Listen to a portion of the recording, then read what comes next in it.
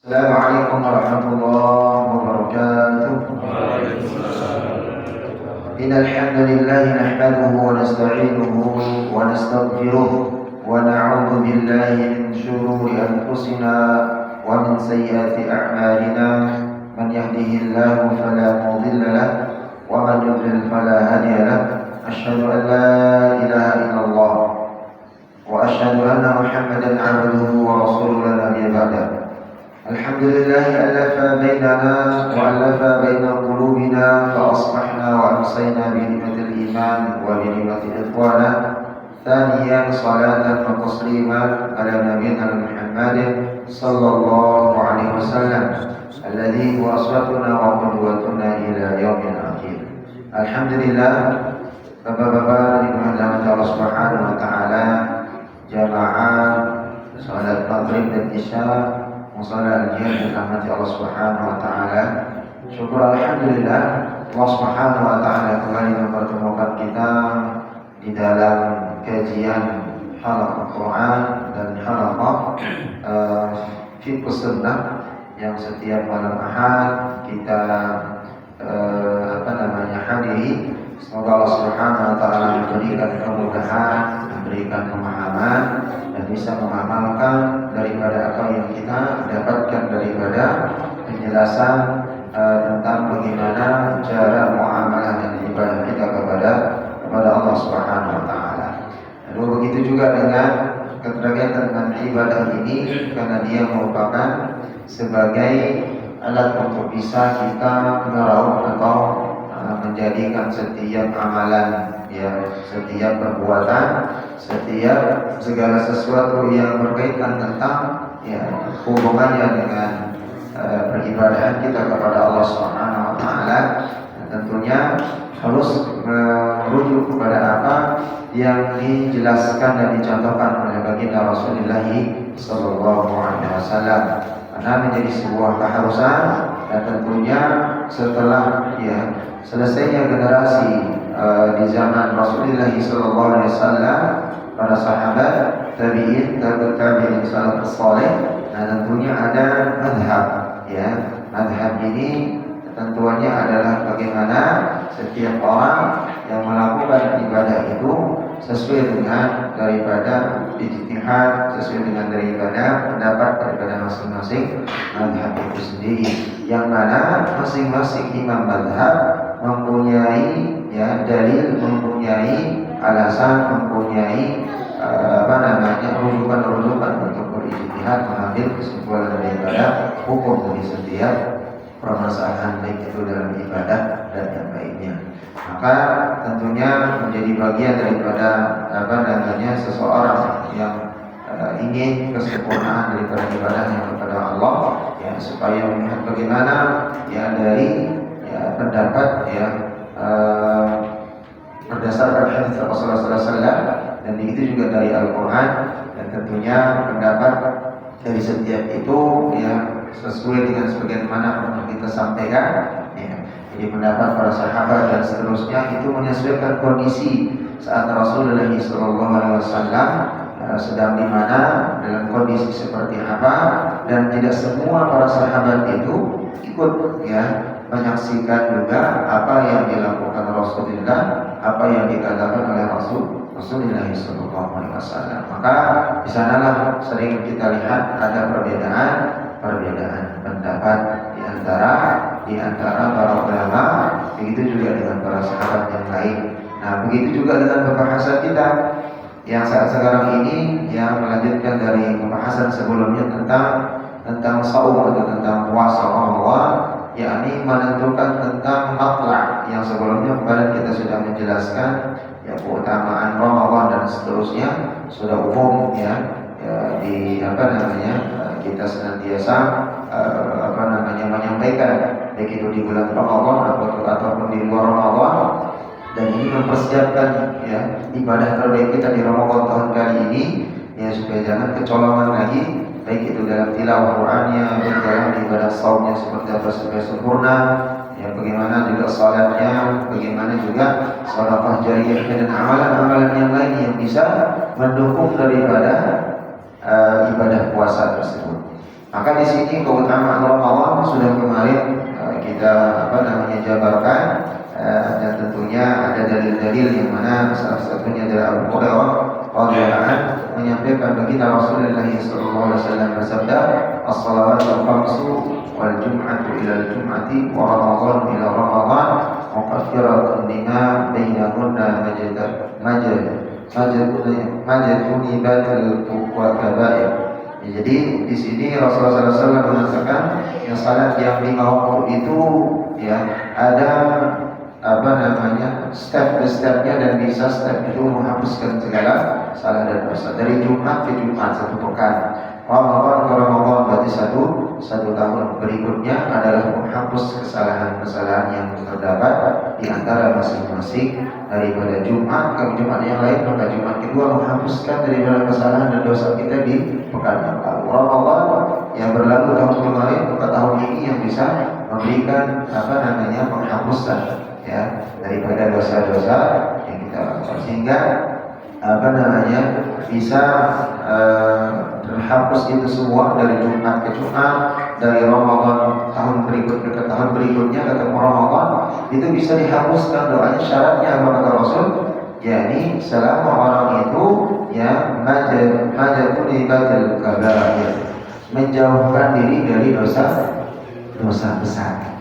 Jadi syaratnya harus jauh dulu dari dosa-dosa besar, termasuk syirik dan dosa-dosa semisalnya. Ya, karena itu harus dijauhi. Ya, dan itu akan mendapatkan pengampunan dari Allah Subhanahu wa taala, atau ingin mendapatkan pengampunan dari Allah Subhanahu wa taala dari satu pekan ke pekan yang lainnya, ya, dari sholatnya Jumat ke Jumat seterusnya, dari Ramadan ke Ramadan seterusnya, maka ya dia harus syaratnya satu, menjauhkan diri atau selama orang itu jauh dari mengerjakan atau mengamalkan dosa-dosa yang besar.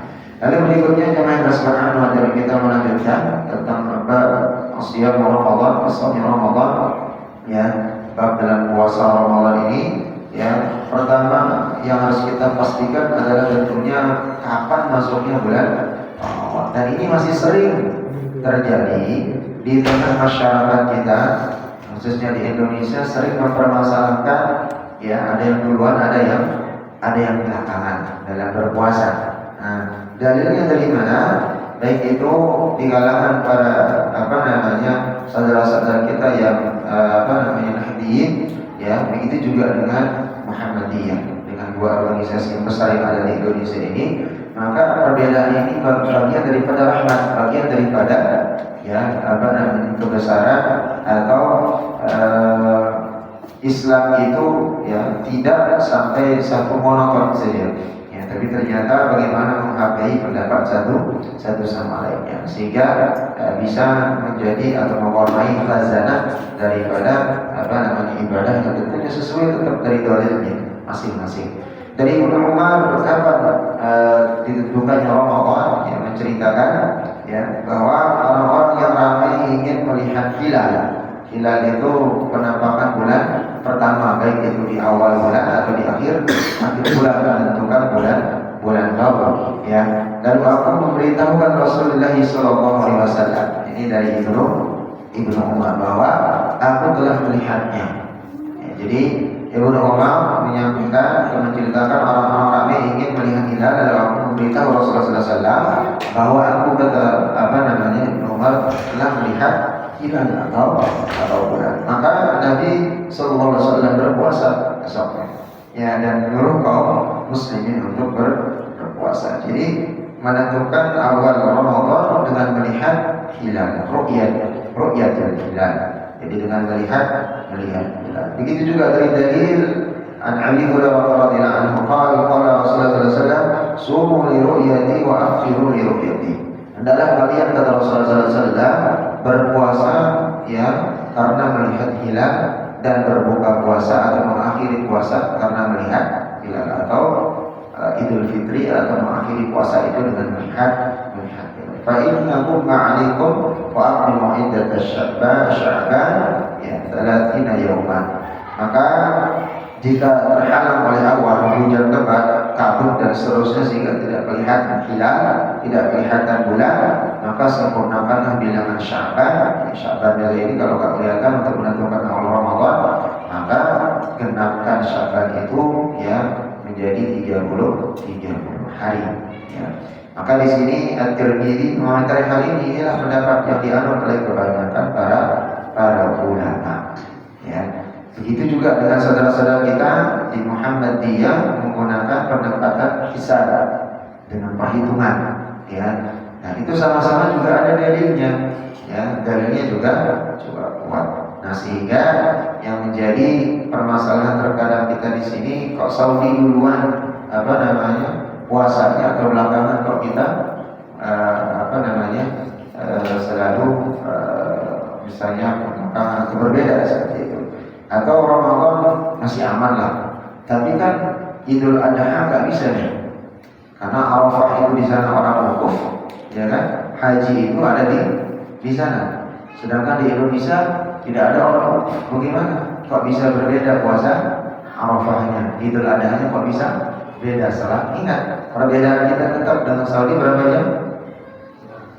4 jam lebih. Nah ini ada dalil yang kuat yang mengatakan ya masing-masing negeri itu mempunyai tempat munculnya hilal yang tentunya pasti berbeda. Maka di sana ya ada hadis dalil yang mengatakan bahwa kita harus lebih kuat mengikuti daripada masing-masing negeri yang satu bujur, yang satu jalur yang sesuai dengan bujur daripada lewatnya hilal atau bulan tersebut untuk mengikuti pemerintah atau mengikuti masing-masing terlihatnya hilal di negeri tersebut. Ya. Jadi tidak menjadi patokannya di sana apakah di Saudi ataupun di Madinah ataupun yang lainnya. Maka jumhur ulama, mayoritas para ulama ya berpendapat bahwa perbedaan tempat munculnya hilal pasti akan berbeda, tidak berpengaruh. Ya, jadi tidak berpengaruh. Beda Saudi antara kita di Indonesia, begitu juga dengan negara yang lain itu tidak. Apabila penduduk satu negeri melihat hilal, maka seluruh negeri itu wajib berpuasa. Walaupun misalnya di Saudi belum hilal, di Indonesia belum hilal, maka ada yang melihat di Indonesia, maka wajib hukumnya mengikuti pemerintah yang ada di tempat negeri tersebut kita tinggal. Ya ini pendapat mayoritas jumhur para ulama, wajib hukumnya dia berpuasa kalau dia melihat hilal. Berdasarkan sabda baginda Rasulullah SAW, sumu li ru'yati wa afdiru li ru'yati. Ya, maka berpuasalah apabila melihat hilal dan hentikanlah puasa atau Idul Fitri, Idul Adha ya apabila melihat hilal. Ya, maka ini menjadi sabda Rasulullah SAW yang ini bertujuan atau merujuk ya tertuju kepada seluruh umat Islam. Jika satu dari mereka menyaksikan di tempat ya manapun di negeri yang berbeda, itu berarti ru'yat bagi mereka semua atau berlaku hukum ya tatkala orang atau di negeri tersebut melihat hilal, wajib hukumnya langsung berpuasa atau mengakhirkan puasanya.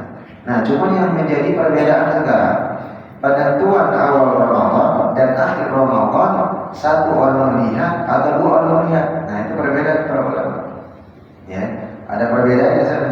Dari Ikrimah Qais Muhammad asal dengan Ishaq ya, ini dari kalangan para sahabat, para ulama juga Hanafiyah ya berpendapat mereka yang paling benar ya, dan para ulama Syafi'iyah ya itu menerangkan bahwa pendapat mereka yang terpilih. Jadi dalam kalangan ulama Hanafi berpendapat mereka yang paling benar, tapi dari kalangan mazhab Syafi'iyah berpendapat mereka yang terpilih pendapatnya. Ya, jadi ada dua nih pendapat bahwa di mana yang menjadikan ukuran bagi penduduk ya tatkala setiap negeri itu adalah rakyat mereka sendiri. Jadi pendapat yang mengatakan bahwa yang menjadi rujukan atau bahwa yang menjadi ukuran bagi penduduk setiap negeri itu adalah rakyat mereka sendiri. Ya, jadi masing-masing rakyat yang menentukan tatkala dia melihat hilal dilaporkan kepada pemerintah yang berwenang, maka dijadikan sebagai dasar hukum. Jadi mereka tidak harus mengikuti daripada ru'yat ya atau penglihatan negeri berdasarkan hadis yang diriwayatkan oleh Qutaibah tadi. Ya, jadi berdasarkan ru'yat masing-masing negeri. Maka di sini menjadi keharusan kita ya, dan tentunya patuhnya kepada ulil amr yang selama itu konteksnya adalah tidak sampai mengajak kepada kezaliman, kemaksiatan dan hal-hal yang melarang daripada aturan Allah dan Rasulullah SAW.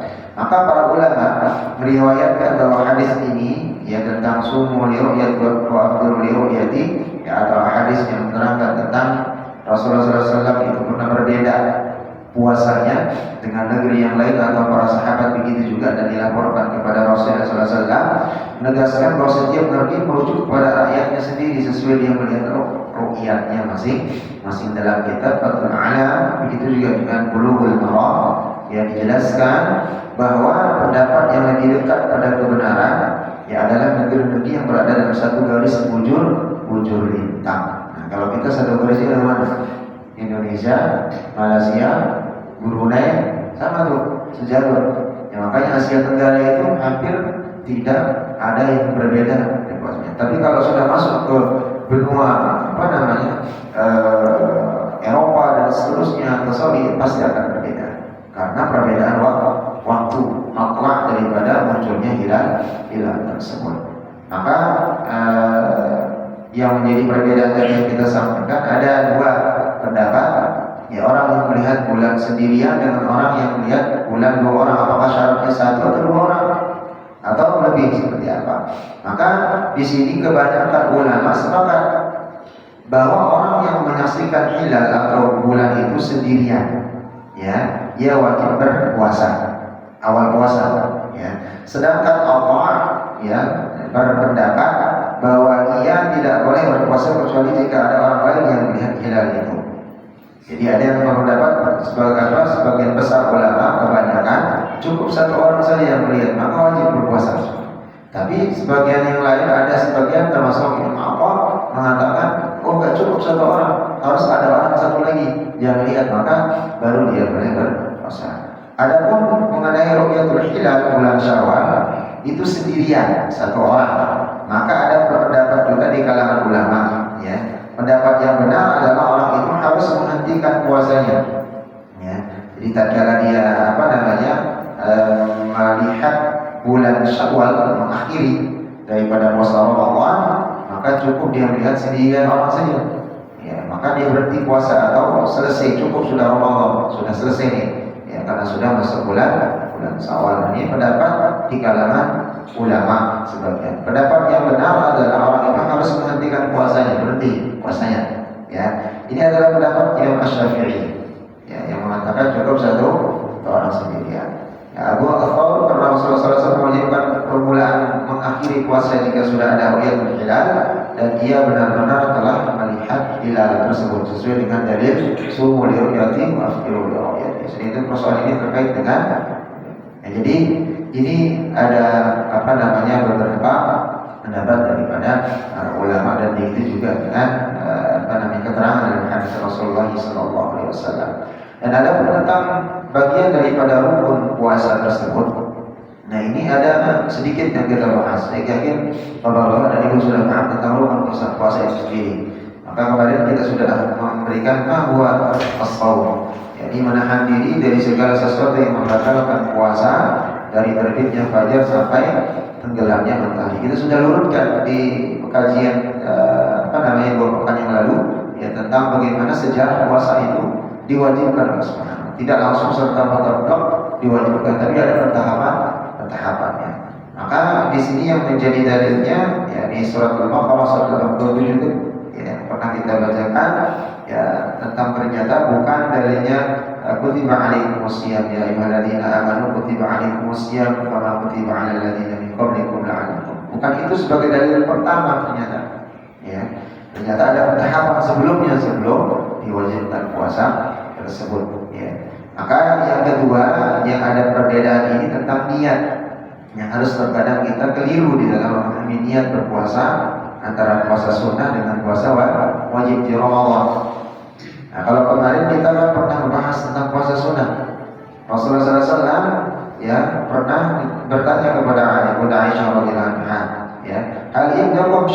kulna, ya kata Rasul pernah bertanya, kalian punya makanan kan? Ya, kata Rasulullah SAW, maka kami menjawab, tidak. Ya, maka ini shaimun, maka beliau langsung berpuasa, walaupun itu siang hari, walaupun jam 8 atau jam 9, boleh langsung dia puasa. Itu kalau sunnah.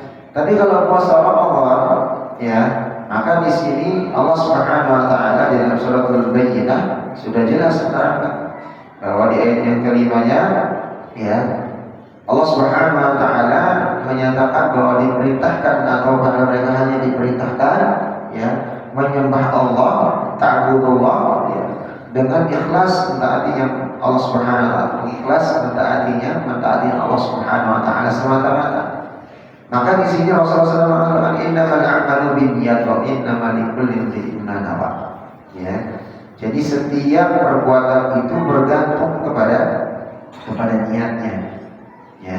Jadi tergantung kepada niat. Wa inna likulli imrin ma. Setiap orang akan memperoleh apa yang dia niatkan. Kalau niatnya baik, ya dapatnya hal yang baik. Kalau niatnya buruk, ya mungkin 1, 2, 3, 4 bulan enggak dibalas oleh Allah Subhanahu wa taala, atau akan keburukan itu kembali kepada dia, tapi pasti nanti akan dia kembali kepada dia. Maka dosa pun dia akan dapat. Maka berniat puasa hendaknya sebelum fajar. Ya, sebelum fajar di setiap malam di hari-hari Ramadan. Ya, sebagaimana disebutkan di dalam hadis Hafiz, ya, bahwa Rasulullah SAW pernah bersabda, man lam yujni' as-siyama qabla al-fajr fala siyama lah. Barang siapa yang tidak membulatkan niatnya, benar-benar mengazamkan niatnya untuk berpuasa sebelum fajar, maka tidak sah puasanya. Jadi orang yang belum benar membulatkan niatnya, batasannya sampai sebelum fajar, berarti dari malam, daripada maghrib, setelah dia berbuka puasa membatalkan puasa atau mulai puasa maghrib itu sampai menjelang fajar, lewat fajar, ya, masuk waktu subuh, belum dia benar-benar mengazamkan membulatkan niatnya untuk puasa Ramadan, maka puasanya tidak sah. Itu dari yang pertama. Tapi yang menjadi niat, ya, berpuasa boleh dilakukan kapan saja.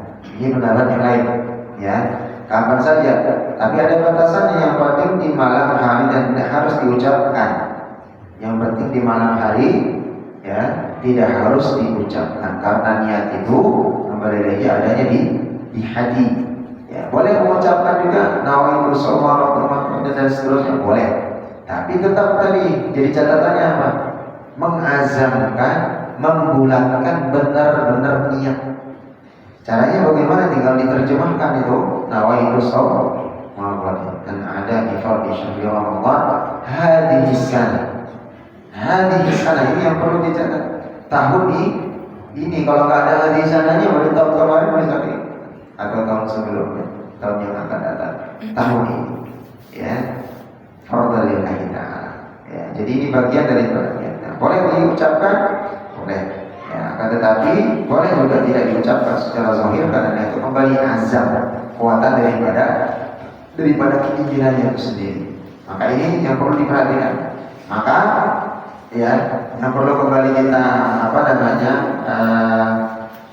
pertegas, hakikatnya niat itu adalah hanya melakukan suatu perbuatan untuk mentaati perintah Allah. Jadi hakikat niat itu sengaja melakukan sesuatu perbuatan itu karena motivasi lillahi ta'ala, karena Allah Subhanahu wa taala semata. Oleh karena itu siapa yang makan sahur di malam hari dan bermaksud akan berpuasa sebagai upaya mendekatkan diri kepada Allah Subhanahu wa taala, berarti ia telah berniat. Barang siapa yang makan sahur, ya, walaupun misalnya dia tidak mau niat malam, tapi pasti dia sahur itu tujuannya untuk berpuasa besok.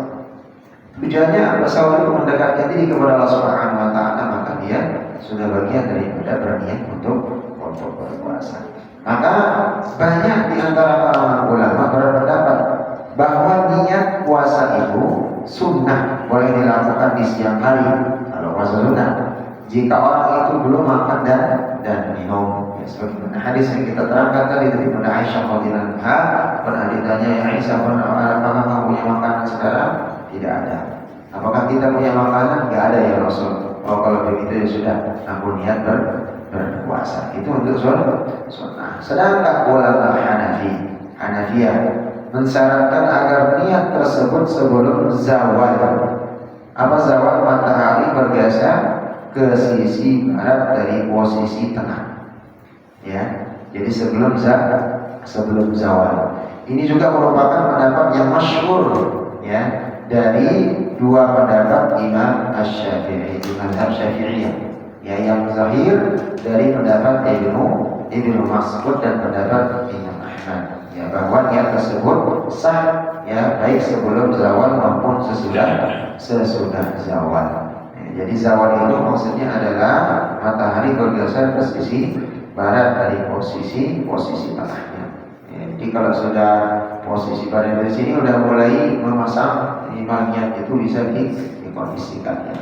Nah, yang menjadi kewajiban orang-orang yang berpuasa, siapa saja yang diwajibkan berpuasa?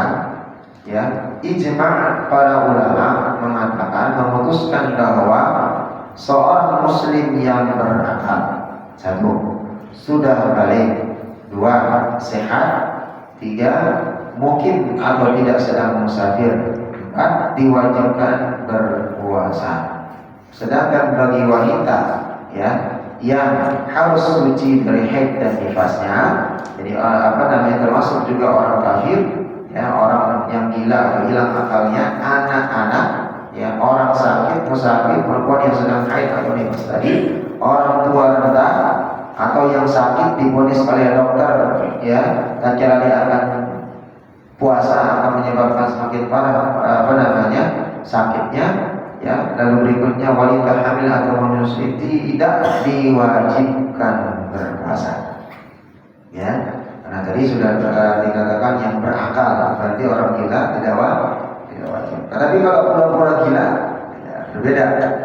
Ya, kondisinya. Ya, di antara mereka ini yang tidak diwajibkan berpuasa sama sekali seperti orang ada yang konteksnya tadi kita sebutkan, orang gila, orang kafir, orang wanita hamil, menyusui, yang sakit tua renta, maka dibagi lagi dia.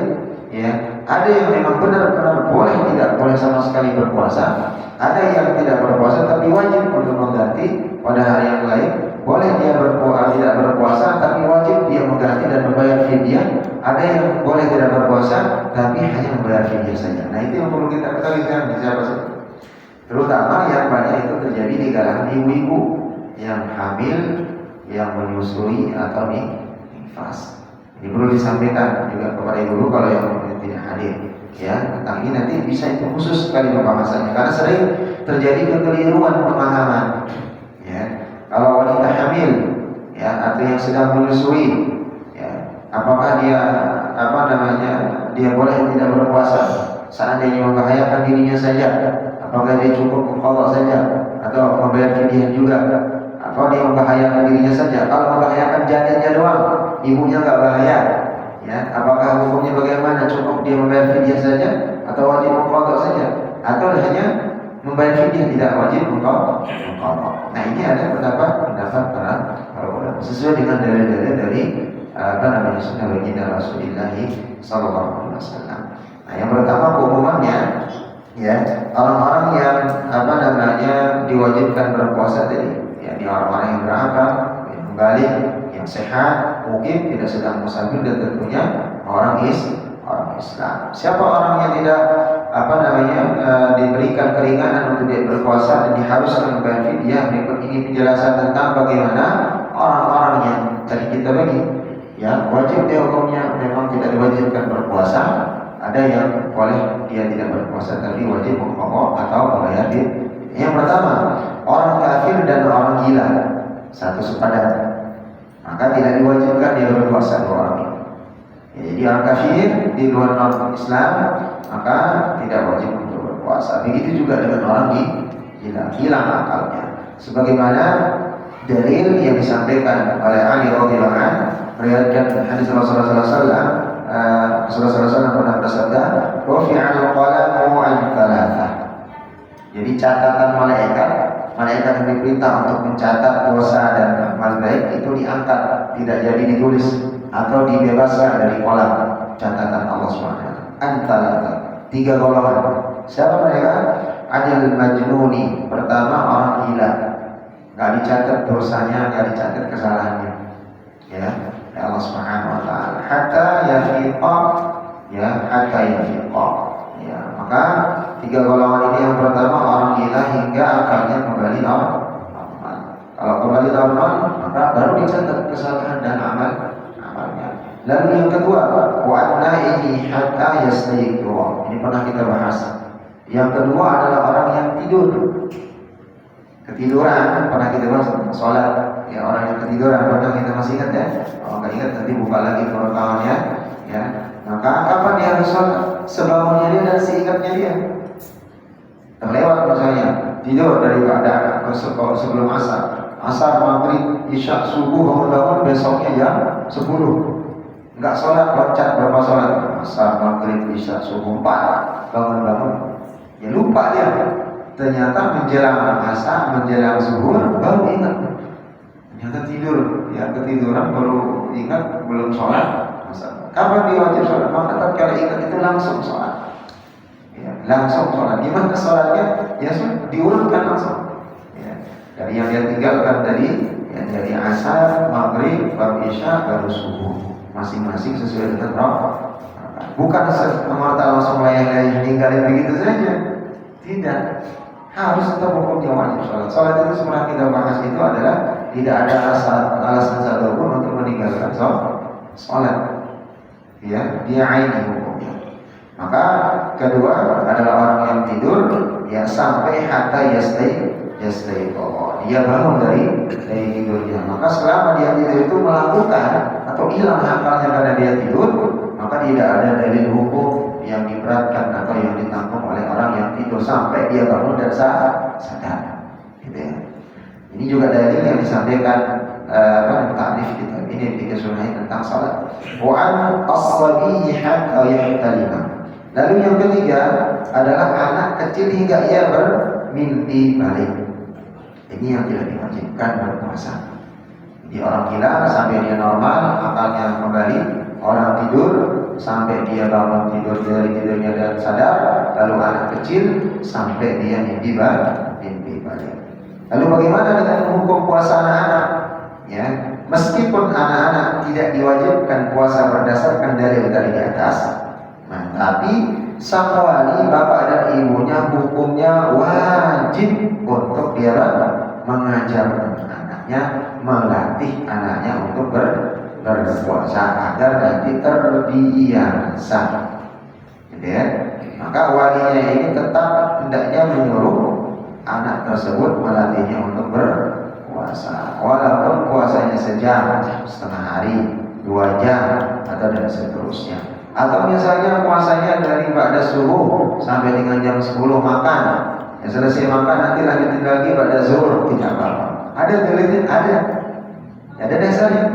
Dari Rabi'ah binti Mu'adz meriwayatkan bahwa di pagi hari Asyura Rasulullah SAW mengirimkan utusan kepada desa-desa perkampungan tatkala itu kaum Ansar, ya, tatkala menyampaikan Rasulullah SAW, man kana asbaha shaiman, ya, falyutimma shaumahu. Barang siapa yang telah berpuasa dari pagi hari setelah fajar, hendaklah ia menyempurnakan puasanya. Ya, wa man kana asbaha muftiran falyasumhu. Nah, barang siapa yang sejak pagi tidak puasa, maka hendaknya ia berpuasa di waktu yang tersisa. Jadi kata Rasulullah SAW, siapa yang puasa dari pagi dan niat dari sebelum fajar, maka lanjutkan puasanya. Tapi kalau dia nggak berpuasa dari pagi, ya, misalnya di setengah puasanya di separuhnya lagi dari zuhur sampai asar, maka berpuasa sisanya walaupun dia sudah makan sarapan tadi pagi. Nah itu bagi anak-anak untuk membiasakan melatih daripada kebiasaan anak-anak kita. Lalu berikutnya, ya, orang yang diperbolehkan tidak berpuasa dan wajib membayar fidyah. Kalau tadi yang orang yang tidak diwajibkan berpuasa tidak wajib bayar fidyah, nggak wajib mengqadha. Ya, gila, tidur sampai lama sampai dengan anak-anak. Lalu siapa orang yang tidak diwajibkan berpuasa, tapi wajib dia mengkokoknya. Maka di sini di bulan Ramadan, ya, ataupun di luar Ramadan, yang mana benar-benar memberatkan maka orang tua renta termasuk tua renta.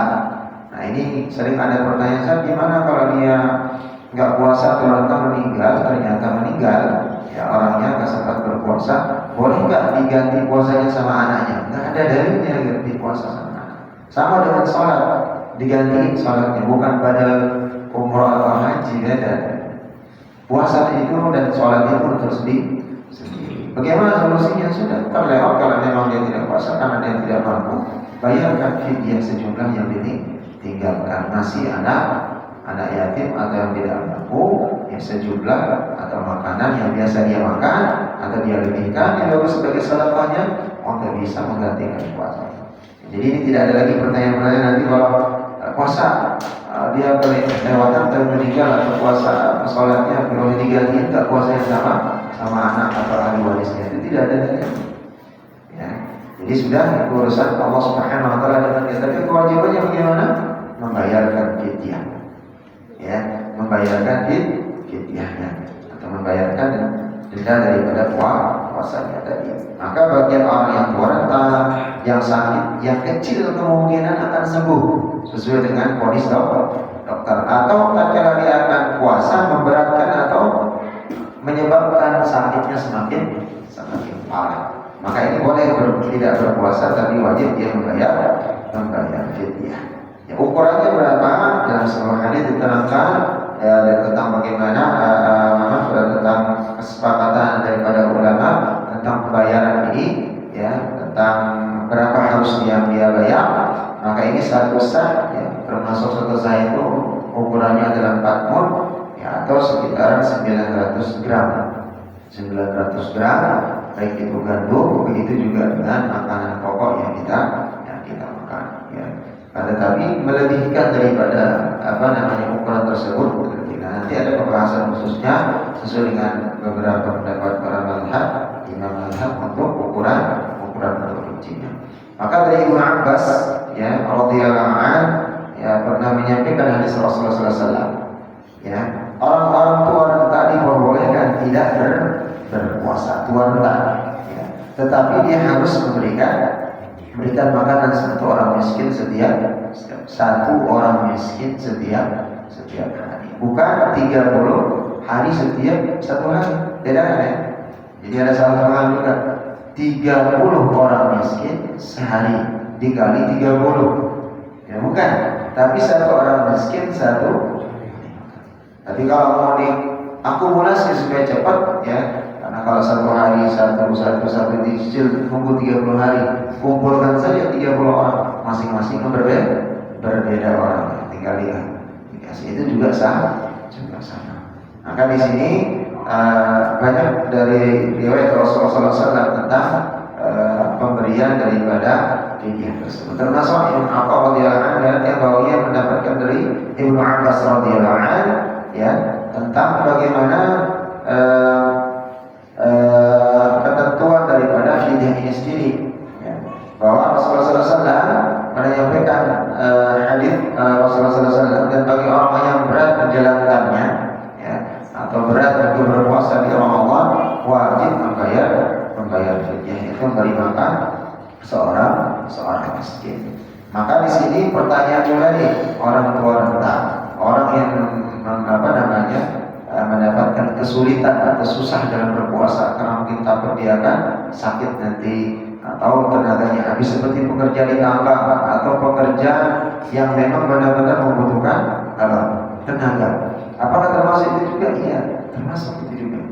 Ya, boleh dia tidak berpuasa, tapi ya bagian di sini wajib harus di bagian nanti dia mengqadha. Kalau ini bagian daripada hanya membayar fidyah, harus dibedakan. Tapi tidak wajib mengqadha. Tua renta orang sakit, ya, karena tua renta biasanya selesai Ramadan tetap semakin tua, bukan semakin muda, gitu kan. Tapi berbeda dengan orang yang bekerja tadi. Kalau dia kerja khawatir kalau dia puasa akan sakit atau pekerjaannya tidak benar-benar maksimal, ya beda. Kalau kerja kantor, ruangan AC, santai, nyaman, tidak ada alasan untuk tidak puasa. Tapi kalau di terik matahari, tukang gali pinggir jalan, masang kabel itu yang biasa, terus ditambang batu bara, panas, kena, boleh tidak berpuasa? Nah, termasuk dalil ini. Tidak. Kalau dia memberatkan dirinya sampai membahayakan nyawanya, boleh tidak berpuasa. Tetapi bukan fidyah dia, tapi wajib mengqadha, menggantinya nanti tatkala dia dalam kondisi ini. Maka ini harus bisa dibedakan. Ya. Maka sebagian juga orang yang sakit, ya, termasuk kecil kemungkinan, ya, di samping tadi orang tua renta kecil kemungkinan akan sembuh, maka nggak wajib dia mengqadha, tapi wajib membayar fidyah. Sama dengan seorang koma atau sedang nggak bisa bangun sama sekali, cukup hanya makan dan seterusnya, nanti kasih suplemen dan seterusnya. Maka di sini ada yang unik perbedaannya. Perbedaannya di mana? Ya, tentang seseorang atau ibu yang hamil. Ya, sebagaimana kita sampaikan tadi, ibu yang hamil, ya, yang menyusui, ya, begitu juga dengan yang sedang selesai melahirkan atau nifas itu sendiri. Ya, maka wanita hamil dan yang sedang menyusui, ya, jika dari setiap mereka hamil atau sedang menyusui itu sendiri, ya, akan mereka berpuasa atau berkhawatir, ya, dia berpuasa tapi khawatir membahayakan, ya, keselamatan dirinya atau mereka perempuan itu dan anaknya, maka mereka boleh tidak berpuasa. Jadi kalau seorang hamil dan menyusui, tatkala dia berpuasa khawatir membahayakan dirinya, ya, atau khawatir juga membahayakan anak yang dia kandung atau anak yang dia susui. Kalau orang ibu yang sedang puasa kan pasti air asinya akan berkurang, gitu ya. Nah, bagaimana hukumnya? Apakah wajib dia membayar fidyah? Tidak wajib mengqadha? Maka di sini satu pendapat yang pertama, ya, sebagaimana Ibnu Umar dan Ibnu Abbas radhiyallahu anhu mengatakan boleh dia tidak berpuasa, tapi wajib membayar fidyah dan tidak mengqadha. Ini pendapat Ibnu Umar dan Ibnu Abbas radhiyallahu anhu. Ya, jadi lagi saya jelaskan supaya nanti tidak salah pemahaman. Ya, jadi seorang wanita yang hamil dan menyusui, kalau dia khawatir nanti tatkala berpuasa, tatkala hamil atau menyusui, anaknya akan bahaya atau dirinya juga bahaya, boleh dia tidak berpuasa. Ya, akan tetapi wajib dia membayar fidyah dan tidak wajib mengqadha atau mengganti puasanya di hari yang lain. Ini pendapat satu dulu dari Umar dan Ibnu Umar radhiyallahu anhu dan Ibnu Abbas radhiyallahu anhu. Lalu yang kedua, Ikrimah, sebelum kita selesaikan nanti di pada isya kita ini, ya, supaya nanti juga ibu-ibu ada hadir, yang meriwayatkan bahwa mengenai firman Allah Subhanahu wa taala yang mengatakan bahwa bagi orang yang berat menjalankannya, maka di sini Ibnu Abbas radhiyallahu anhu menjelaskan bahwa ayat ini merupakan keringanan bagi siapa? Bagi orang tua yang tidak kuat berpuasa. Ya, tentang ayat yang mana setelah kutiba alaikumus shiyam dan seterusnya, faman kana minkum maridan aw ala safarin fa'iddatun min ayyamin ukhra wa 'alal ladzina yutiqunahu fidyatun ta'amu miskin faman tatawwa khairan fahuwa khairul lahu wa an tasumu khairul lakum in kuntum ta'lamun. Ibnu Abbas ini ada menjelaskan bahwa ayat ini merupakan keringanan bagi siapa? Orang tua renta yang tidak kuat berpuasa, sama juga dengan orang yang sakit, yang kemungkinan daripada. Nah, nanti ada pendapat kedua, gimana kalau dia sakit, misalnya orang sakit gigi atau luka sedikit di tangannya, boleh nggak dia nggak puasa? Nah, boleh nggak? Misalnya kegores sama sirat, lagi firing ngecok bawang gitu kan, kena dikit berdarah gitu. Boleh nggak puasa? Batalin puasanya? Nggak boleh. Hah? Nggak boleh. Nah, kita kan jadi nggak bilang nggak boleh. Ternyata ada pendapat mengatakan boleh dia tidak berpuasa, batalin puasanya. Tapi buat gitu, penyelesaian cuma tangannya luka gitu kan, bisa mendapatkan keringanan. Kembali lagi ada dalilnya yang mengatakan ya, jadi di dalam Islam Allah Subhanahu wa taala tidak memberatkan umatnya dalam beribadah. Gitu ya. Kan tetapi yang tadi harus lihat bagaimana kondisi masing-masing. Kalau selama dia tidak membahayakan diri dan sampai masih kuat mampu, termasuk tangan sedikit saja udah nggak puasa. Baik, insyaallah. Sampai sini sebelum kita cukupkan, kita lanjutkan. Ada pertanyaan? Oke. Kalau orang tua masih kuat, dan hasilnya lambat. Tuanya jangan bukan. Udah tua nih Ustaz, tapi masih kuat, cuma pikun atau setengah pikun gitu. Itu ini wajib sholat atau puasa.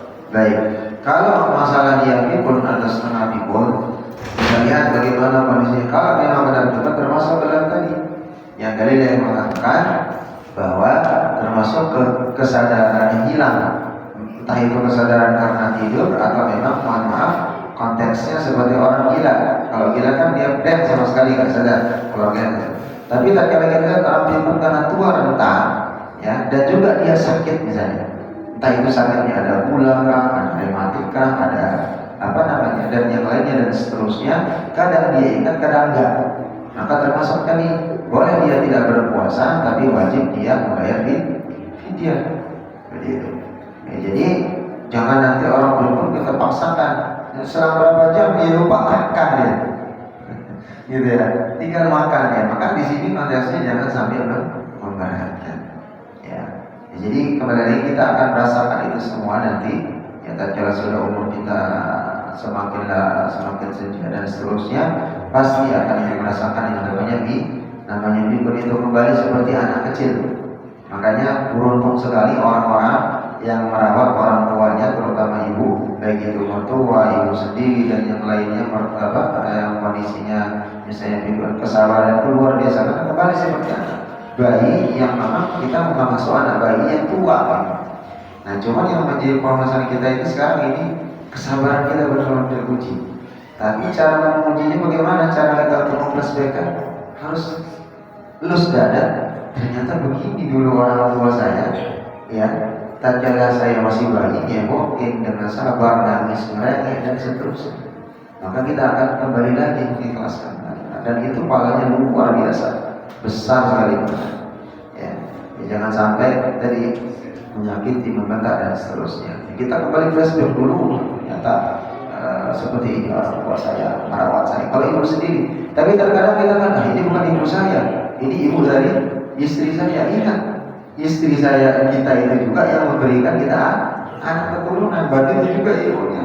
Kalau kita melakukan ibunya tidak baik, maka dia akan merasa kecewa kita sebagai suami atau dari lain. Maka sama, ya, maka di sana surga istri. Begitu juga dengan diri kita. Jadi jangan kondisikan itu. Dan kalau itu orang tua kita, maka itu bagian daripada kita. Terus kita bedakan orang tua Islam. Padahal konteksnya, mohon maaf, kalau secara umum darah kita sudah menyatu dengan istri. Mana menyatunya anak? Gitu ya. Nah, sehingga orang tuanya istri, ya, itu adalah orang tua kita juga. Ya, maka dua-duanya bisa saja. Ya, Bapak rela gitu konteksnya bahwa tatkala kita akan melarang istri untuk merawat orang tuanya, maka kita menghalangi istri untuk masuk ke dalam surga. Maka nanti kita akan dituntut juga di hadapan Allah Subhanahu wa taala. Maka ini menjadi sebuah hal yang keberuntungan tatkala ya dianggap sebagai keberkahan tatkala kita merawat orang tua yang sedang sakit, pikun dan yang lainnya membutuhkan perawatan kita. Ya, cara mengikhlaskan kembali tadi. Oh, seperti ini ternyata orang tua dulu merawat kita sampai capek, sampai ini, sampai nggak tidur dan seterusnya mencari makan. Mungkin sekarang kita makan gampang sekarang, tinggal kerja di kantoran ini pulang ini dapat gaji. Uang dulu sama sekarang kan beda. Dimana perlu di sawah yang kalau punya tanah sendiri kan, ya, cuma pekerja di tanah orang kan seberapa perak? Paling 500 perak, 1000 perak itu pun kalah dalam satu hari dapat. Ya, 1000 perak zaman dulu, ya, tahun 70, tahun 60-an itu sekarang bisa berjuta-juta nilainya gitu. Nah, ini yang menjadi sebuah konteks kita untuk bisa memperbaiki. Insyaallah. Baik, kita dudukkan. Insyaallah nanti di balik Isya kita lanjutkan. Allah Subhanahu wa taala memberikan kemudahan pemahaman kepada kita. Akhirul kalam. Assalamualaikum warahmatullahi wabarakatuh. Waalaikumsalam.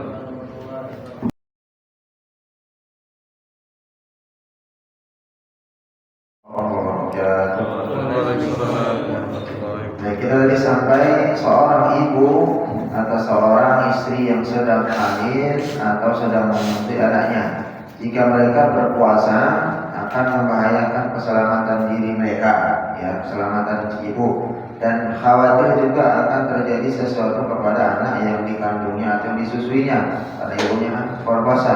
Maka mereka boleh tidak berpuasa, tetapi ya wajib membayar fidyah dan tidak wajib mengqadha atau mengganti puasanya. Ini pendapat dari Ibnu Umar radhiyallahu anhu dan Ibnu Abbas dari kalangan sahabat Rasulullah sallallahu alaihi wasallam. Lalu Ikrimah ya radhiyallahu anhu, ya, sama juga dengan sahabat Rasulullah sallallahu alaihi wasallam, meriwayatkan bahwa mengenai firman Allah tadi, ya, tentang bagaimana ya mengingkari pendapat Ibnu Abbas yang menjelaskan keringanan puasa itu hanya diperuntukkan bagi orang yang keluar rentah, ya, atau tidak mampu berpuasa. Dari Nafi' radhiyallahu tentang menceritakan bahwa Ibnu Umar ya radhiyallahu anhu pernah ditanya mengenai perempuan hamil yang khawatir ya akan keselamatan anak yang dikandungnya jika dia berpuasa. Jadi Ibnu Umar pernah ditanya, maka ia menjawab, Ibnu Umar menjawab, ya, ia tidak perlu berpuasa. Ya, ibu hamil itu apabila khawatir janin yang dikandungnya nanti bermasalah karena disebabkan puasanya di Ramadan, ya, dia tidak perlu berpuasa. Tapi ia harus memberikan makan satu orang miskin atau membayar fidyah atau sejumlah yang hari dia tinggalkan, ya, di dalam puasa Ramadan. Ya, maka di sini di dalam dalil yang disebutkan Innallaha azza wa jalla waqa'a an al-musafir as-sawma wa shahra as-salati wa 'anil hubla wal murdi' as-sawma. Ya, sesungguhnya Allah Subhanahu wa taala ya, itu memberi keringanan bagi siapa? yakni orang-orang yang musafir untuk tidak berpuasa, ya, orang yang bermusafir untuk tidak berpuasa dan mengqasar salatnya. Yang kemarin kita sudah bahas tentang syarat orang yang boleh mengqasar salat, ya, atau mengurangi salatnya yang 4 rakaat menjadi 2 rakaat, yaitu orang yang musafir dengan kriteria tertentu atau perjalanannya sekian kilometer yang sesuai dengan hasan sebelumnya. Ya, sedangkan wanita hamil kata Rasulullah atau menyusui diberi keringanan untuk tidak berpuasa. Ya, jadi ada dua tadi kesimpulan. Yang pertama, ya, boleh dia tidak berpuasa tapi wajib membayar fidyah dan tidak harus mengqadha.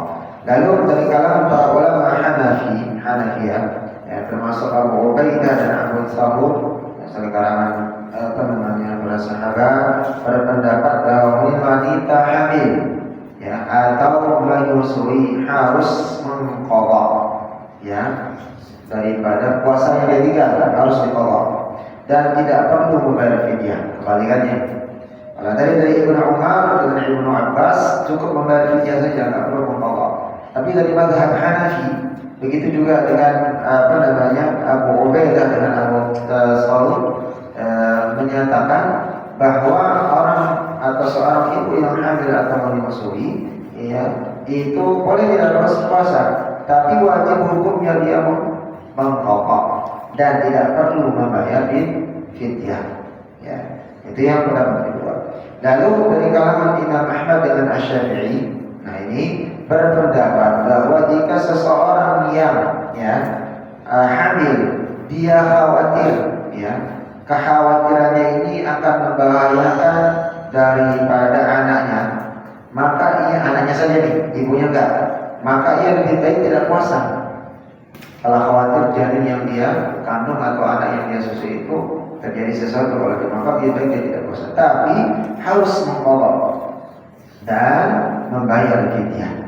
Harus mengqadha dan membayar fidyah. Namun jika puasanya akan membahayakan dirinya saja, ibunya saja bukan janinnya, ya, atau atau dirinya dan anaknya, maka ia harus mengqadha dan tidak perlu membayar. Ya, jadi ada dua pendapat dari Imam Syafi'i dengan Imam Abu Hanbal. Pertama, kalau dia khawatir, ya, janinnya yang terjadi sesuatu permasalahan tatkala dia berpuasa, dia khawatir, maka hukumnya dia wajib mengqadha dan membayar fidyah. Dua-dua berarti yang berbeda dengan Ibnu Abbas dan pendapat Ibnu Umar, begitu juga dengan kalangan mazhab Hanafiyah.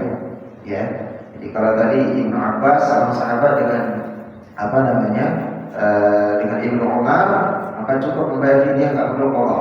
Tapi kalau Hanafi, Imam Hanafi itu hanya wajib membayar fidyah, harus mengqadha saja, ya, dengan tidak perlu membayar fidyah kebalikannya. Nah, sedangkan di mazhab Imam Ahmad bin Hanbal dengan Syafi'i itu mengatakan bahwa kalau dia khawatir janinnya saja yang akan terjadi sesuatu, ibunya enggak, ya, maka hukumnya wajib mengqadha dan membayar fidyah. Wajib mengqadha dengan membayar fidyah. Namun jika puasanya akan membahayakan dirinya saja, enggak bayinya nih, ya, atau anak yang dirinya saja atau dirinya dan anaknya, dirinya saja atau dirinya dan anaknya, dua-duanya, ya, maka di sini harus dia mengqadha dan tidak perlu membayar fidyah. Kira-kira bisa dipahami atau dibedakan? Bisa, ya? Nah, ini sebenarnya nggak jadi ada rancu juga itu, ya, karena sering terjadi di kalangan ibu-ibu atau suaminya, ya, itu tinggal mengkondisikan saja bagaimana dari situasi daripada seorang ibu. Karena kenapa? Banyak kejadian begini. Ramadan tahun ini dia hamil, ya, atau dia melahirkan misalnya nifas, ternyata tahun depan hamil lagi. Ternyata berikutnya lagi hamil lagi, sekarang setahun. Ternyata setelah Ramadan nggak bisa, ya, maka mengambil pendapat Ibnu Abbas dan Ibnu Umar. Cukup hanya membayar fidyah saja, tidak mengqadha. Tapi kalau dia misalnya kita di kampung, ada dua memang di kampung sering harus dia wajib mengqadha dan juga bayar fidyah. Tapi kalau nanti di kejadian misalnya akan harus qadha dan bayar fidyah, ya, tahun ini dia lahiran, gitu kan, ternyata tahun depan sudah hamil lagi, nggak kuat dia puasa dari awal puasa sampai dengan 30 hari. Ya, itu masuk misalnya bulan-bulan pertama, bulan ketiga atau bulan kedua, itu sedang parah mabuknya, gitu kan, atau lemahnya dan seterusnya, nggak ada puasa lagi sudah. Kemarin karena dia menyusui, tahun depannya ternyata hamil lagi, tahun depannya lagi itu sudah menyusui lagi. Karena harus 2 tahun misalnya akan dia ini memprogramkan dirinya sampai betul-betul. Maka di sinilah makanya di dalam dalil ini Allah Subhanahu wa taala dalam surat Al-Baqarah dan juga hadis Rasulullah SAW dan pendapat daripada Imam Mazhab, maka di sini tetap, ya, konteksnya adalah memberikan keringanan, jangan sampai memberatkan, sesuai tapi dengan, ya, konteks yang ada di dalam sunnah dan dalil baginda Rasulullah sallallahu alaihi wasallam. Wallahu a'lam. Yang berarti ya, sebelum kita lanjut. Ini mengambil kesimpulan aja untuk menegaskan bahwa tatkala kita untuk mengqadha atau membayar fidyah, ya. Jadi tatkala kita mungkin yang masih sehat mengalami sakit taruhlah 1 bulan, mungkin di bulan puasa kita nggak bisa puasa, kita tetap diwajibkannya mengqadha, bukan bayar fidyah. Atau itu pilihan, bisa fidyah atau membayar qadha. Jadi pertanyaannya Pak Bon, kalau perjelas, ya, kalau kita sakit, ya, ternyata nggak dapat puasa sampai bulan penuh nih, sakit entah di rumah sakit atau di rumah, gitu kan. Apakah boleh kita mengambil pilihan apakah mengqadha, tidak bayar fidyah atau fidyah saja? Tidak boleh. Nah, bagi orang yang sehat, bagi orang yang mampu, ya, maka kewajiban itu tidak boleh membayar fidyah, tapi wajibnya mengqadha. Kecuali tadi, ingat, kalau orang yang tua renta atau sakit divonis tidak akan sembuh nih, nah, dokter secara medis udah cek medis, ini kalau ini semakin ini mungkin umurnya sekian atau udah tua renta, sulit untuk dikembalikan lagi iman tubuhnya, maka itu tidak wajib mengqadha, tapi wajib berfidyah. Nah, beda dengan kita. Nah, makanya sama kasusnya dengan tadi ibu. Kalau dia khawatir adalah janinnya saja, di mazhab Syafi'i dengan Imam Ahmad bin Hanbal, janinnya saja, tapi ibunya enggak, maka dua kewajibannya, wajib membayar fidyah dan wajib juga qadha. Tapi kalau dia dirinya saja, janinnya enggak khawatir sakit nih, atau anak dengan ibunya, maka pendapat yang kedua dari mazhab Syafi'i Imam Ahmad bin Hanbal, wajib hanya membayar fidyah saja, enggak wajib mengqadha.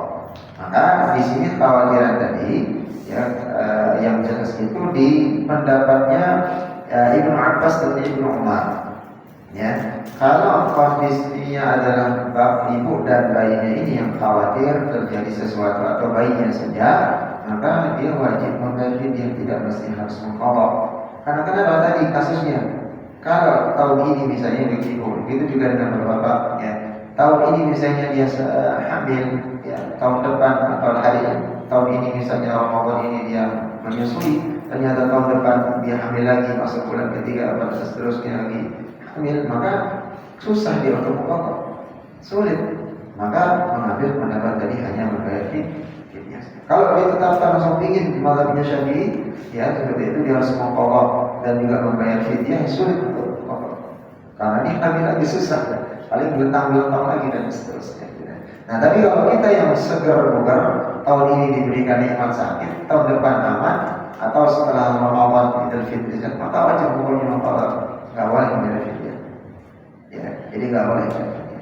Ya, dalam kondisi memang kondisi sehat bisa untuk mengganti daripada itu. Bukan pilihan. Bukan pilihan, kalau nggak ada pilihannya. Jadi pilihan tetap dia masuk ke dalam mana? Ke dalam orang yang musafir atau yang sakit. Yang sakitnya tidak divonis tidak akan sembuh. Ya, seperti tadi, ya konteksnya sama dengan tukang. Ya, boleh dia nggak puasa, boleh. Kalau memang akan membahayakan kesehatannya, atau hausnya benar-benar atau kerjanya nggak maksimal, boleh dia batalkan puasa. Tapi wajib dia merokok, bukan membayar fidyah. Gitu kan? Terus dibedakan. Sama dengan tadi sakit, misalnya gigi sakit tiba-tiba yang atau ini pendapat ulama, itu belum kita jelaskan nih, insyaallah di pekan depan nanti supaya ada runutannya.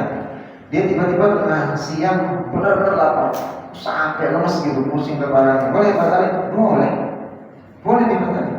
Tapi wajib hukumnya nanti dia mengqadhanya. Tapi jangan dibuat-buat.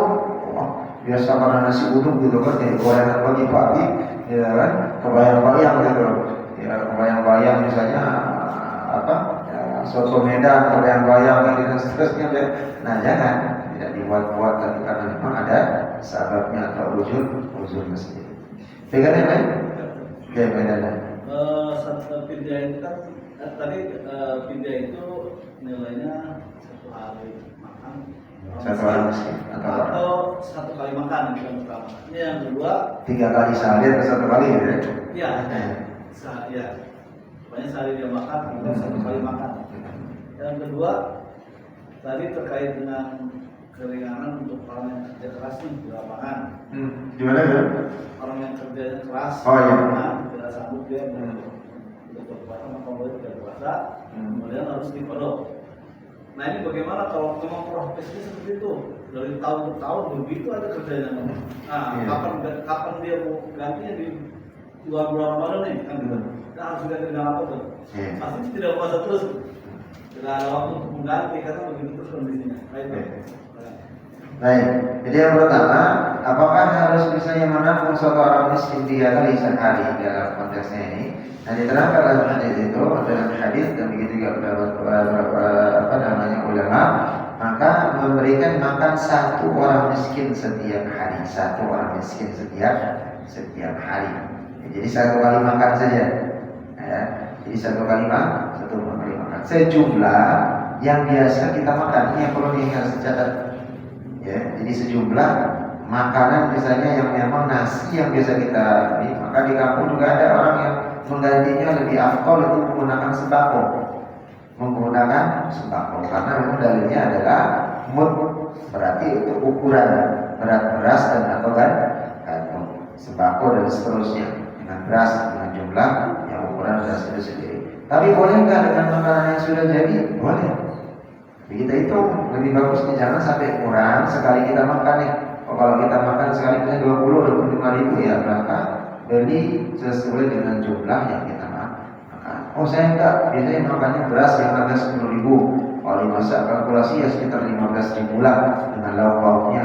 Kalau kita sampai detail begitu, sekarang 15 ribu dapat apa sih ininya gitu kan? Paling ayam 15 ribu, kalau nasi kotak itu ayam potong 8, kalau enggak potong 1 ekor potong 12 gitu, atau potong 10 kecil banget, bukan potong 4 1 ekor ayam yang sekilo, misalnya sekilo 2 on itu potong 4 itu udah gede-gede banget ya. Berarti kalau paling box itu bisa 25 ribuan dengan yang lain dan campuran dan seterusnya. Maka kelebihannya bisa jadi sedekah kita ya. Jadi satu orang miskin untuk 1 kali makan selama 30 hari misalnya yang dia tinggalkan. Ya kalau 10 hari ya 10, kalau 15 hari ya 15 daripada yang dia ganti itu sendiri gitu ya.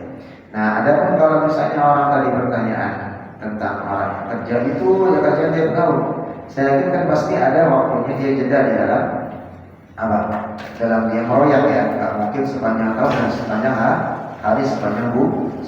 Nah disinilah yang dikatakan ya ayyuhalladzina ujian keimanan bagi orang yang mencari maisha. Tapi kalau dia tidak ada keimanan yang benar-benar kuat dan dia paham ngerti tentang hukum, maka akan bablas, nggak akan dapat puasa. Nah, proyek itu kan pasti ada proyek bulanan, tahunan, ada yang berjangka bulanan, per 6 bulan dan seterusnya. Saya yakin tidak ada orang yang misalnya dia proyek setiap hari bulan terus nggak ada istirahat. Pasti ada dia jeda istirahatnya sebulan 2 bulan. Nah, disinilah waktunya dia untuk berpuasa, bisa pokoknya iman kuat.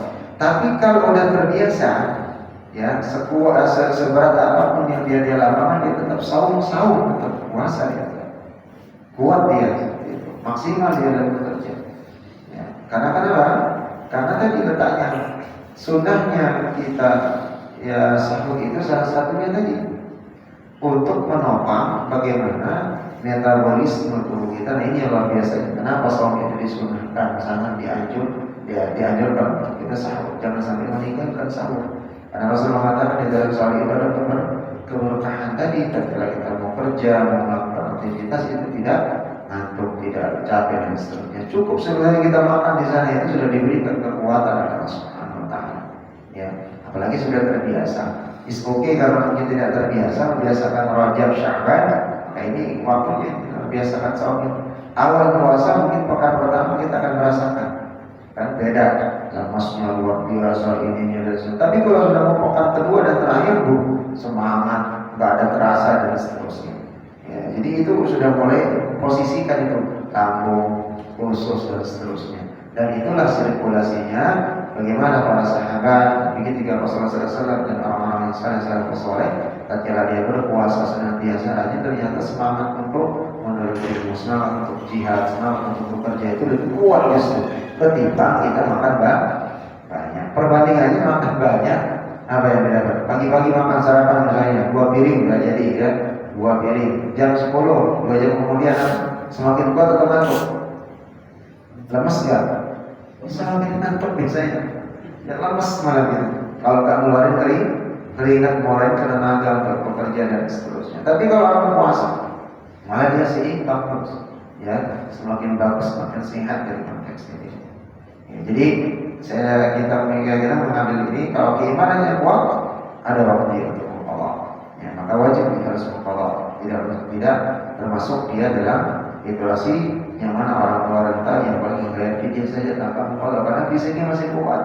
Gitu ya. Itu bedanya yang harus dibedakan. Baik, ada lagi? Apa? Kalau tidak ada kita lanjutkan tilawah di pekan yang lalu. Kita sampai surat ayat berapa? 4. 48. Ada tugas PR? Langsung baca kemarin ya. Baik, insyaallah kita lihat di ayat 48. Alhamdulillah ini sudah cukup banyak kita dapat untuk tilawah. Tinggal nanti membiasakan tilawah yang panjang-panjang supaya dalam tilawah harian itu bisa ke kantor insyaallah. Baik, kita lihat di ayat 48 lahir, berarti sekarang sudah ayat 49 gitu. Di halaman 8 ya. Di halaman 8. Baik, kita lihat di 49 di ayat yang paling atas yang belah kanan ya. Sudah ketemu semua ya? Wa idnajainakum ya.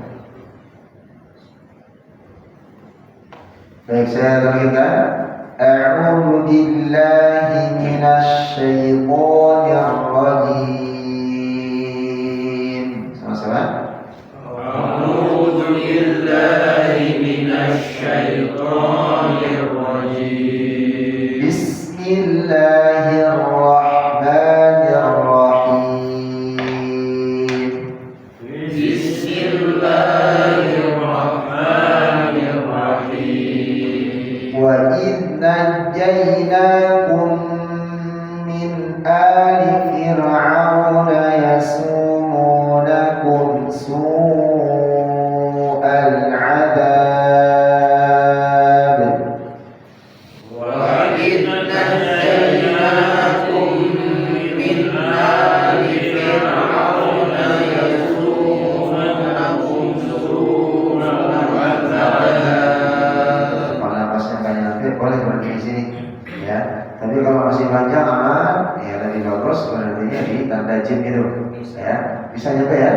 Ya baik, kita doakan. Wa idh najjaynakum min ali fir'auna yasumunakum su'al 'adzabi yudzabbihuna abna'akum. Nah, pilihan kedua di sini. Lalu mulainya dari mana? Yudzabbihuna abna'akum wa yastahyuna nisa'akum. Ya, pakai yang pilihan kedua, coba wakafnya di abna'akum. Lalu mulai dari yudzabbihun. 1, 2, 3. Wa idh najjaynakum min ali fir'auna yasumunakum su'al 'adzabi yudzabbihuna abna'akum. Terus yudzabbihuna abna'akum wa yastahyuna nisa'akum wa fi dzalikum bala'un min rabbikum 'adzim. Sana. Wa fi dzalikum bala'un min rabbikum 'adzim. Nah, berapa tempat ditahan di sini? Pertama ikhfa syafawi dari ba. Lalu berikutnya guna itu kan guna yang minta sujud dengan yang min pertama. Wa fi dzalikum bala'un min rabbikum 'adzim. Sudah? Wa fi dzalikum bala'un min rabbikum 'adzim. Ini masih kedengaran kurang sabar nahan ya, ditahan dulu kurang satu harokat tahannya, baru satu harokat tahannya. Wa fi dzalikum bala'un min rabbikum 'adzim. Coba. Wa fi dzalikum bala'un min rabbikum 'adzim. Seperti itu. Ini pertahankan begini ya. Ya semua ya nanti. Wa idh faraqna bikumul bahra fa anjaynakum wa aghraqna ala fir'aun. Wa idh faraqna bikumul bahra fa anjaynakum wa aghraqna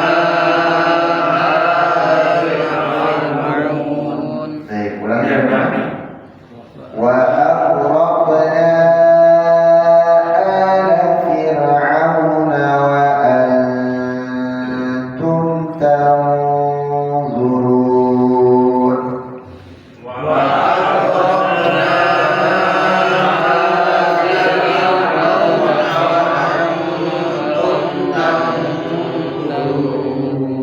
وإذ واعدنا موسى 40 ليلة ثم اتخذتم العجل وإذ وعدنا موسى 40 ليلة ثم اتخذتم العجل.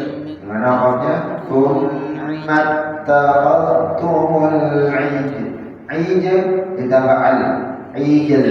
Ya, tetap terbaca lamnya. Ijl. Ya, saya ulang sekali lagi. Wa id wa'adna Musa 40 laylatan thumma takhadtumul ijl. Sama-sama? وَإِذْ وَعَدْنَا مُوسَى 40 ليلة ثم اتخذتم العجل. Baik, mulai dari mana? ثم اتخذتم العجل من بعده وأنتم ظالمون. ثم اتخذتم العجل من بعده وأنتم ظالمون. Berapa tempat yang ditahan? Ada 3. Nah, mim 1, terus mim kedua ikhlas, yang kedua ikhfa hakiki. Ya, mim pertama apa bacanya? Gunah mim musyaddadah. Mim ba'di ikhlas. Wa antum ikhfa. Sama doa, jangan sampai kedulu-duluan ya. Karena nanti jadi membaca zayyinnya jadi hilang ya. اتخذتم العجل من بعده وأنتم ظالمون. Bersama. ثم اتخذتم العجل من بعده وأنتم ظالمون. ثم عفونا بعد ذلك لعلكم تشكرون. ثم عفونا عنكم من بعد ذلك لعلكم تشكرون. وإذ آتينا موسى الكتاب والفرقان لعلكم تهتدون. وإذ آتينا موسى الكتاب والفرقان لعلكم تهتدون. وإذ آتينا موسى saya ulang sekali lagi yang ayat 53 ya. وإذ آتينا موسى الكتاب والفرقان لعلكم تهتدون. وإذ آتينا موسى الكتاب والفرقان لعلكم تهتدون. وإذ قال موسى لقومه يا قوم إنكم ظلمتم أنفسكم. وإذ قال موسى لقومه يا قوم إنكم ظلمتم أنفسكم. Nah, ini potong-potong supaya enak bacanya dan cara mengulangnya juga lebih bagus karena ayatnya panjang. Mulai dari mana? Hah?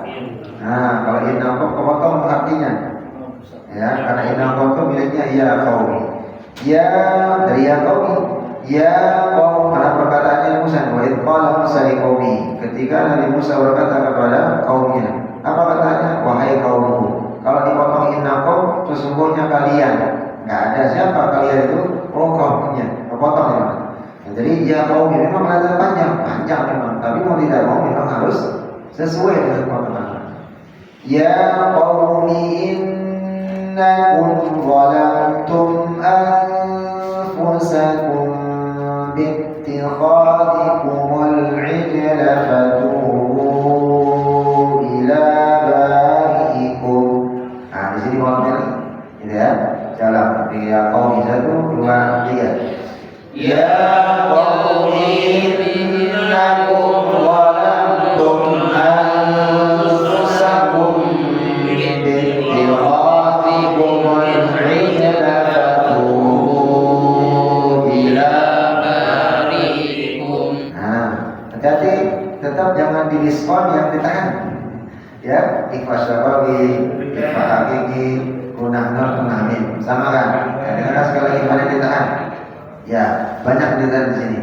Ya qaumi innakum zalamtum anfusakum biittikhadikumul ijla fatubu ila bari'ikum. Sama-sama. Ya qaumi innakum zalamtum anfusakum biittikhadikumul ijla fatubu ila bari'ikum. Nah, 5 harakat berapa? Bu berapa harakat? Bu berapa harakat? Bu-nya berapa harakat? Batubu. Bisa 2, bisa 4, Nah, bisa 5. harusnya kita pakai 5 ya, supaya semua sama ya, semua sama. Karena proses belajar itu harus disamakan dulu ya. Nanti kalau udah rapi bacanya, kalau yang di sini boleh pilih mau 2, 4, 6, 5. Terus sekarang semua pakai 5. Ya, diulang coba dari potong 2 nih, dari Pak Gun sampai ke Pak Jimu. Diulang dari yang kalimat ya qaumi innakum. Pokoknya di bari'ikum. Ya qaumi innakum. Perhatikan yang ditahan. Ya, 1 2 3.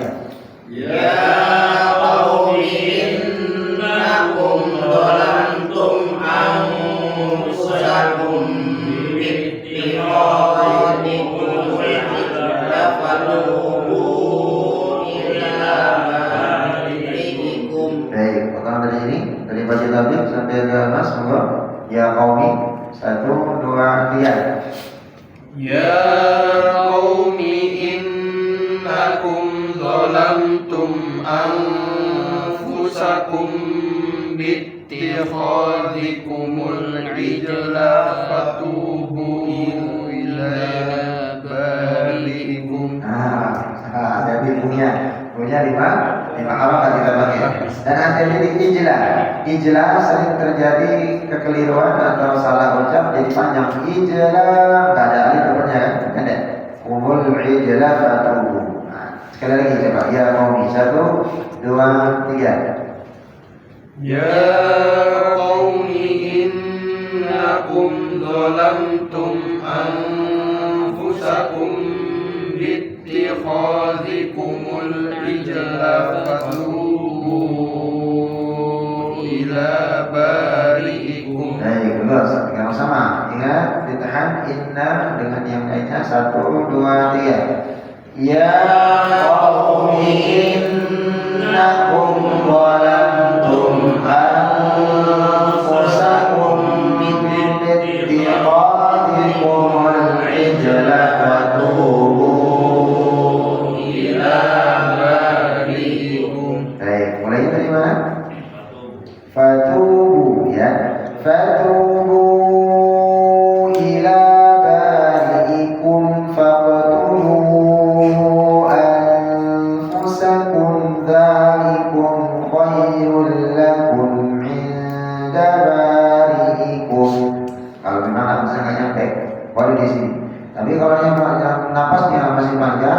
bisa difatabahu. Kalau memang napasnya juga nggak nyampe setengah, faqtulu anfusakum, boleh.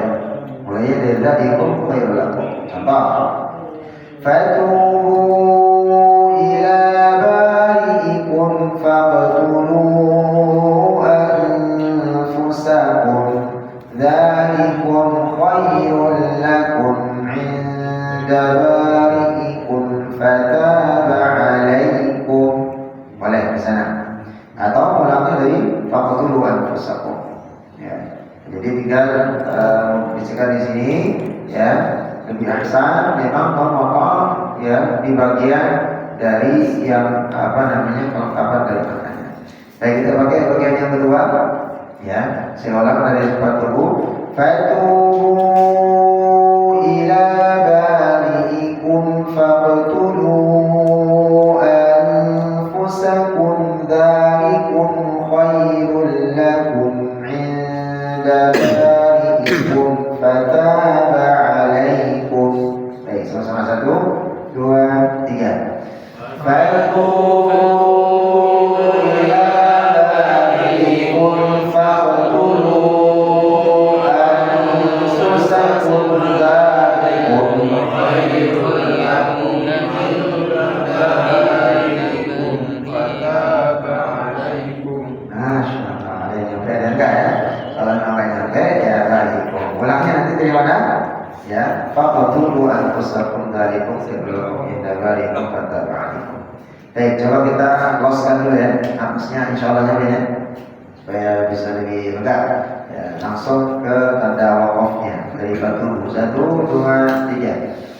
Fatubu ila bari'ikum faqtulu anfusakum dzalikum khairul lakum 'inda bari'ikum fataba 'alaikum. Masyaallah. Innahu huwat tawwabur rahim. Innahu huwat tawwabur rahim. Wa idh qultum ya Musa lan nu'mina laka hatta nara Allaha jahra. Wa idh qultum ya Musa lan nu'mina laka hatta nara Allaha jahra. Hatta nara Allaha jahratan فأخذتكم الصاعقة وأنتم تنظرون. Hatta nara Allaha jahratan fa'akhadhatkum as-sa'iqatu wa antum tanzurun. Baik, kita selesaikan satu halaman ya. Thumma ba'athnakum min ba'di mautikum la'allakum tashkurun. Thumma ba'athnakum min ba'di mautikum la'allakum tashkurun. Wa qallalna 'alaykumul ghamama wa anzalna 'alaykumul manna wassalwa.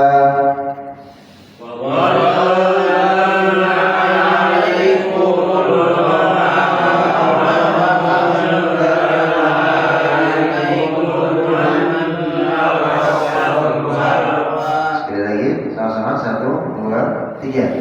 Wa qallalna 'alaykumul ghamama wa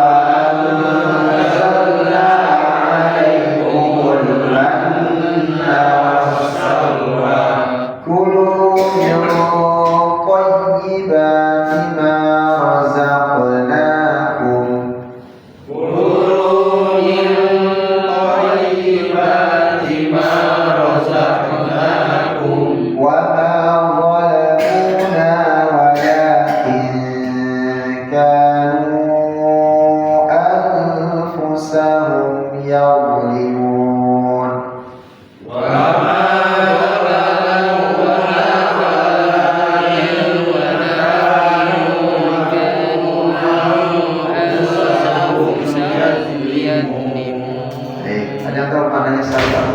Salwa apa? Makanan surga burung. Hah? Apa itu salwa? Hah? Daging burung puyuh.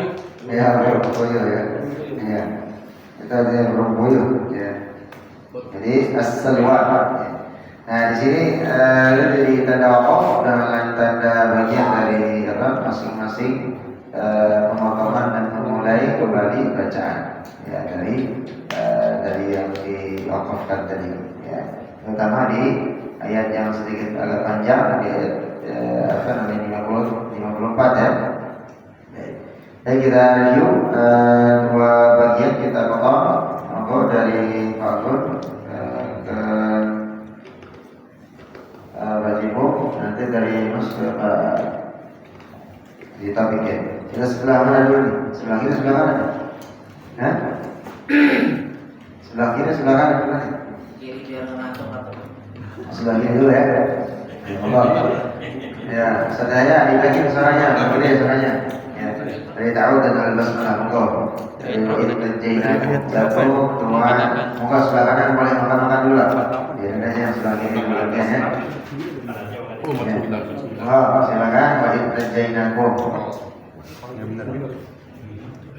dari tahu dan al-basmalah. Dari sama-sama 1, 2, 3. A'udzu billahi minasyaitonir rajim.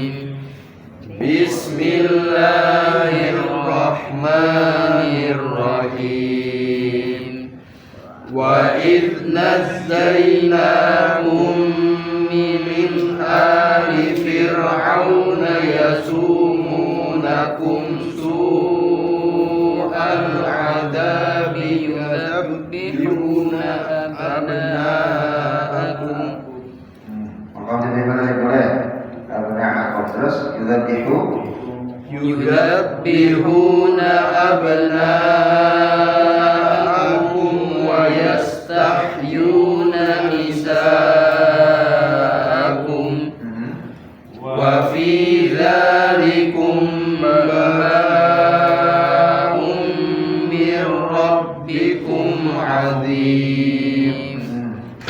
Wa idh faraqna bikumul bahra fa anjaynakum wa idh faraqna bikumul bahra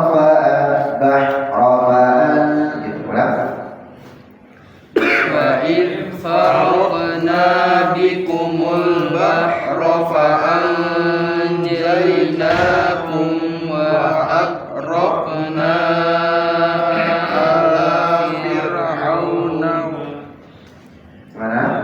Fir'aun. Kalau memang waqaf di sana, ulangi nanti wa aghraqna. Waqaf atau lanjut? Waqaf, boleh. Fir'aun sekali lagi. Wa idh faraqna. Wa idh faraqna bikumul bahra fa anjaynakum wa agraqna ala fir'aun. Wa aghraqna.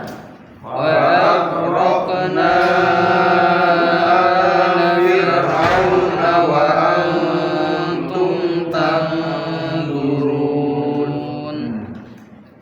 وإذ وعدنا موسى 40 ليلة ثم اتخذتم العجل. Di sana taqaddumul ijal ya. Terus ulang dari thumma